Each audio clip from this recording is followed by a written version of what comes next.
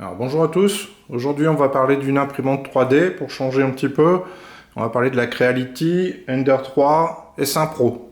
Donc, on va évoquer les différents aspects, déjà le déballage rapidement et puis après je vous dirai ce que j'en pense. Est-ce que c'est vraiment une imprimante pour débuter ou pas? C'est à ça que je vais essayer de répondre. On va parler déjà vite fait de l'emballage, comment je l'ai reçu. Je l'ai acheté en import un petit peu moins cher, c'est toujours un peu plus intéressant. Et donc vous avez un super carton qui est rembourré de partout, donc l'imprimante arrive partiellement démontée. C'est à vous de la monter, je vous en parle juste après, mais bon, vous voyez que quand même il y a des mousses partout pour protéger, donc il n'y a aucun risque pour le transport. Alors je vous parle très rapidement du montage parce que c'est vraiment pas quelque chose de compliqué. Ça se fait facilement, il y a des liens sur la notice, alors la notice est en français, il y a des liens dessus pour voir quelques vidéos, c'est vraiment pas du tout compliqué à monter, tout est bien fait, c'est intuitif. Je vous dirais déjà là, si vous bloquez, vous avez peur sur le montage, vous lancez pas dans une imprimante 3D, c'est vraiment pas fait pour vous. Et pourtant celle-ci elle est plutôt plug and play, mais déjà si vous butez sur la partie montage, vous faites peur, c'est pas la peine d'aller plus loin. Faites imprimer par des copains qui sont un petit peu plus débrouillards que vous, on va dire, là-dessus. Vous lancez pas, mais bon. En tout état de cause, c'est vraiment simple, la notice est bien faite, c'est clair. C'est vraiment pas compliqué à assembler. Moi j'ai mis 15-20 minutes très tranquillement en lisant la notice. Allez, même en ayant peur, vous mettrez 30 minutes, tout est bien fait, les câbles sont bien indiqués, enfin on se pose vraiment pas de questions quoi. Alors juste un point un petit peu plus technique, c'était le plateau. En fait, il faut faire le leveling, là, comme ça s'appelle, avec les molettes ici, avec l'écran. Bon, ça se fait, c'est pareil. Alors la vidéo d'origine de Creality, que vous aurez sur le lien de la notice, elle n'est pas super explicite. Voilà, on comprend pas forcément un truc, c'est pas fait tout à fait dans l'ordre. Je vous invite à regarder d'autres vidéos sur YouTube, il y en a plein, ça pullule. Pour faire le leveling, c'est vraiment pas compliqué non plus. Une fois qu'on a compris le principe, allez, en 5 minutes c'est fait à peine. Je veux dire, c'est presque la partie la plus difficile dans l'assemblage de l'imprimante. Et puis bon, c'est important de bien le faire pour lancer derrière vos impressions pour que tout se passe bien. Alors les caractéristiques de l'imprimante. C'est là que c'est important parce que ça manque pas d'imprimante 3D en vente et c'est important de voir ce qu'on achète et de comprendre ce qu'on fait déjà. Vous avez ici le détecteur de fin de filament, juste ici, vous voyez qui est très libre et c'est volontaire. Au début on se pose la question à l'arrivée, mais en fait c'est pour suivre la tête quand ça imprime, c'est tout à fait normal. Vous avez une lampe ici LED, vous verrez, je vais vous la brancher après, vous verrez que c'est vraiment sympathique, c'est un petit gadget mais qui apporte du plus, vous n'avez pas besoin d'avoir une lampe à côté pour éclairer, vous y verrez très clair. L'écran tactile, ça c'est vraiment top, c'est vraiment très sympathique. Bon, forcément c'est un plateau chauffant, ça échappe pas. Vous avez des réglages de partout pour tendre les courroies. Des petits tiroirs ici pour ranger vos outils, ça c'est vraiment pratique. Et puis si l'emplacement pour la carte mémoire. Voilà, vous voyez les câbles ici sont gainés, enfin bref, tout est bien fait. Ça sent la qualité quoi. J'ai déjà eu avant ça, j'ai eu une AlphaWise U20. C'était sympa, mais ça demandait plus de bricolage. Donc là, on sent tout de suite une montée en gamme, on sent quelque chose de plus conséquent, plus pratique, et aussi à l'usage qui est plus simple à l'usage, je trouve, finalement. Je vais vous allumer l'imprimante, vous voyez un petit peu ce que ça donne, surtout l'écran tactile ici. Hop, voilà, c'est lancé. Hop, voilà. Essayez de ne pas avoir le reflet dans l'écran. Beaucoup de soleil. Écran très visible, le tactile fonctionne super bien, rien à signaler. Du coup c'est pratique. Les paramètres ici, vous voyez, il y a même en français, donc il suffit de changer la langue et vous voyez, vous avez beaucoup de langues ici présentes. J'étais surpris, il y a le français d'origine sans rien faire. C'est bien pratique. Pour le leveling, ça vous le verrez, mise à niveau, ça se passe ici. Mais on va pas le lancer parce que, hop, je vais lancer les choses. Parce que vous référez à une vidéo, on en trouve plein sur internet, c'est vraiment pas un souci ça. Vous voyez un écran tactile qui est pratique au quotidien. Là ça fait le leveling, vous voyez, ça va appuyer un petit peu sur le capteur sur le côté. Hop. Voilà. C'est franchement bien fait, j'avais pas ça sur la AlphaWise U20, c'était un peu plus compliqué à faire. Franchement, pour le coup là c'est assez simple. On parle du plateau, la matière elle m'a un peu surprise, c'est une sorte de matière, c'est granuleux en fait. Et je m'attendais à quelque chose de plus lisse, comme sur l'Alpha Wise, j'ai pas souvenir que c'était comme ça. Et en fait, ça surprend, mais au final, ça va super bien. Les objets se décrochent super bien une fois que... Alors ça, c'est une petite astuce. Attendez que le plateau refroidisse hein, pour retirer un objet. Il va s'enlever tout seul à la main, sans forcer, sans quoi que ce soit. Quand c'est chaud, ben, il faudra y aller à la spatule. Soyez pas pressés, laissez refroidir le plateau, décoller la main. Donc d'où l'intérêt aussi, donc, dans la continuité de l'astuce, ben, quand on imprime, ouais, le plateau, il faut qu'il continue de chauffer, parce que si l'objet il est un peu grand, ça serait bête qu'il se mette à se décoller en plein milieu de l'impression et puis voilà, de louper l'impression juste parce qu'on a voulu gratter un petit peu, économiser sur la chaleur du plateau pour gagner un peu d'électricité, quoi. Ce serait dommage. Alors, tout à l'heure je vous parlais de l'éclairage LED, hein, juste ici, et voilà, alors là on voit la différence, tac, tac. Alors le soir c'est encore plus visible, le soir ça vous éclaire tout, c'est vraiment, c'est d'un pratique, c'est pas grand chose mais c'est pratique, il fallait y penser quoi. Après, je vais vous faire voir aussi le résultat de 2 impressions. Alors, la première, j'ai respecté, c'est un objet qui était fourni. Hop, j'espère qu'on va bien voir avec la caméra. Voilà, c'était le premier objet qui était sur la carte mémoire. Ah, voilà. Forcément, c'est net.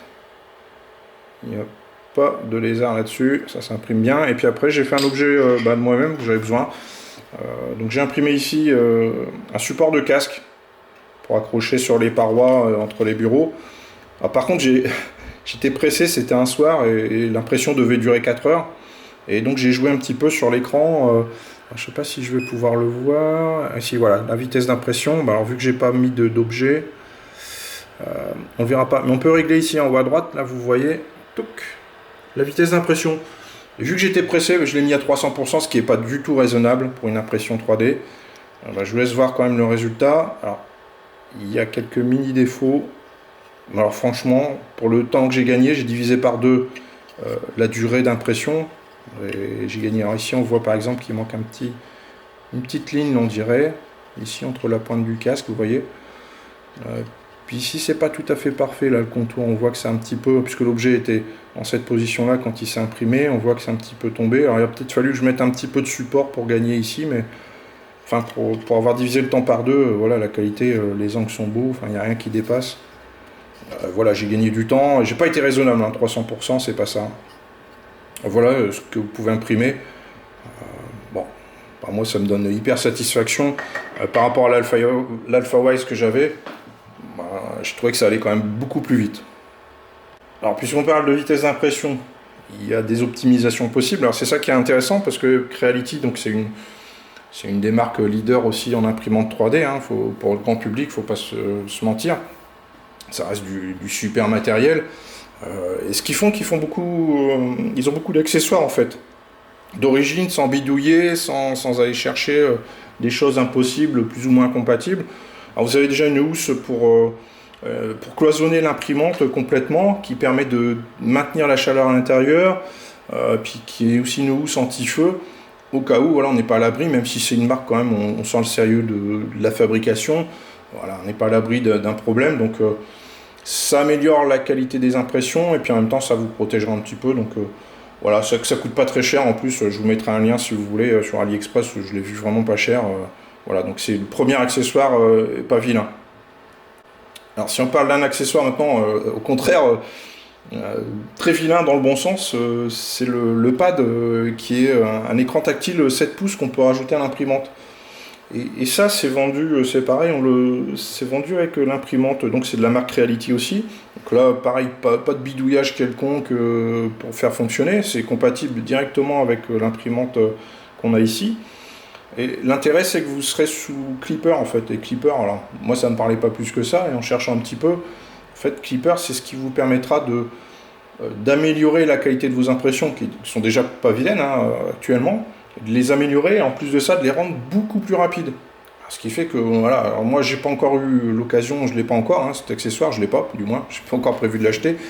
Et donc a priori on pourrait gagner 2 à 3 fois le temps prévu. Alors, une impression de 3 heures durait 1h30, peut-être 1 heure, enfin bon, bref, suivant les réglages. Donc en gardant une qualité sans perte de qualité, parce que là plus on augmente, plus on perd en qualité, alors que là avec Klipper, naturellement la qualité est meilleure en allant plus vite. Donc, pour les gens qui impriment pas mal, je trouve que c'est un accessoire qui est pas vilain.